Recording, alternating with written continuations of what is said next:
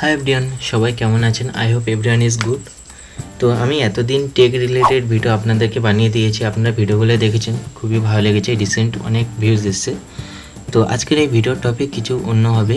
তো আজকের এই ভিডিওটা আপনাদের কাছে রিকোয়েস্ট, প্লিজ শেষ পর্যন্ত অবশ্যই দেখবেন, ওকে? চলুন দেরি না করে শুরু করা যাক। তো আমরা যখন কোনো বাচ্চা ছোট থেকে ধীরে ধীরে বড় হতে শুরু করে, তো সে যখন ছোটো থেকে বড় হতে শুরু করে, তার যে মন, তার মানসিকতা, তার চিন্তাভাবনা, প্রথম সে তার ফ্যামিলির কাছ থেকে শিক্ষা পায়। তারপর ধীরে ধীরে বাইরের এনভায়রনমেন্টে যখন সে বড় হয়, বাইরের এনভায়রনমেন্ট থেকে কিছু শেখে। তো ফার্স্ট যখন সে তার মানসিকতা যখন তৈরি হয় বা তার বোঝার শক্তি যা তৈরি হয়, সেটা তার ফ্যামিলি থেকে। তার ফ্যামিলির ব্যাকগ্রাউন্ড বা তার ফ্যামিলির চিন্তাভাবনা যেমন, সেই বাচ্চাটি ধীরে ধীরে যখনই বড় হবে, তার মানসিকতা বা তার চিন্তাভাবনা তেমনই হবে। তো এই কথাগুলো কেন বলছি, রিসেন্ট আমি প্রত্যেক দিন সকালে মর্নিং ওয়ার্কে যাই। তো আজও গিয়েছিলাম সেই প্রত্যেক দিনের মতো। যাওয়ার পরে ওখানে দেখলাম যে একটা আঙ্কেল, বয়স প্রায় 50 টাইপের হবে, 50-51 এরকম বয়স হবে। ওনার নাতির সঙ্গে মর্নিং ওয়ার্কে এসছে ওখানে। তো আমি ওনাদের সঙ্গে পিছনে মর্নিং ওয়ার্ক করছিলাম। তো করতে করতে ওনার নাতি, বাচ্চা তো 5-6 বছর বয়স, একটু দৌড়াতে হাঁপিয়ে গিয়েছিল। তা আঙ্কেলটা বাচ্চাটাকে বলছে, আমি পাশে রয়েছি পিছনে হালকা, তো আঙ্কেলটা বাচ্চাটাকে বলছে, কী রে এমনভাবে দৌড়াচ্ছিস, মেয়েদের মতো এসে হাঁপাচ্ছিস, একটুখানি দৌড়ে আর একটু দৌড়া, মেয়েদের মতো সবসময় এরকম হাঁপাস, একবার দুবার দৌড়িয়ে।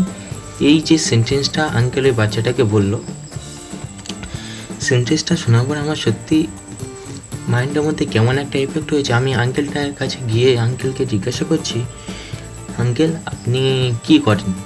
তো আঙ্কেলটা আমাকে বলল যে আমাদের এখানে একটা স্কুল আছে গ্রামের দিকে, ওখানে আমি পার্ট টাইম জব করতাম, এখন আর কিছু করি না, এখন বাড়িতে থাকা হয়। তো এখন নর্মালি কথা বলছিলাম। আমি বললাম, আঙ্কেল আপনি যে ওই বাচ্চাটাকে বললেন যে একটু ছুটে দৌড়ে দম হয়ে গেছে, মেয়েদের মতো হাঁপাচ্ছিস, আঙ্কেল মেয়েরা কি কিছু করতে পারে না? মেয়েরা কি দৌড়ে হাঁপিয়ে যায় না? মেয়েরা আজ পর্যন্ত কোনো দিন বড় কিছু করেনি, না করার শক্তি রাখেনি?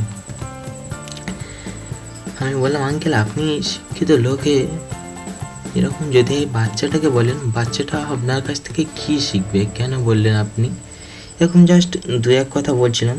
তা বলার পর আঙ্কেলটা নিজে থেকে কিছু হয়তো বুঝতে পেরেছে, বললো, বাবু ঠিক আছে, আর হবে না। তো আমি আর কিছু বললাম না, চলে আসলাম। তো আপনাদের কাছে এই ভিডিওটা বানাচ্ছি এই জন্য যে সবসময় জাজ করবে না যে এটা মেয়ে ওটা ছেলে, মেয়ে এটা পারবে না, ছেলে ওটা পারবে না।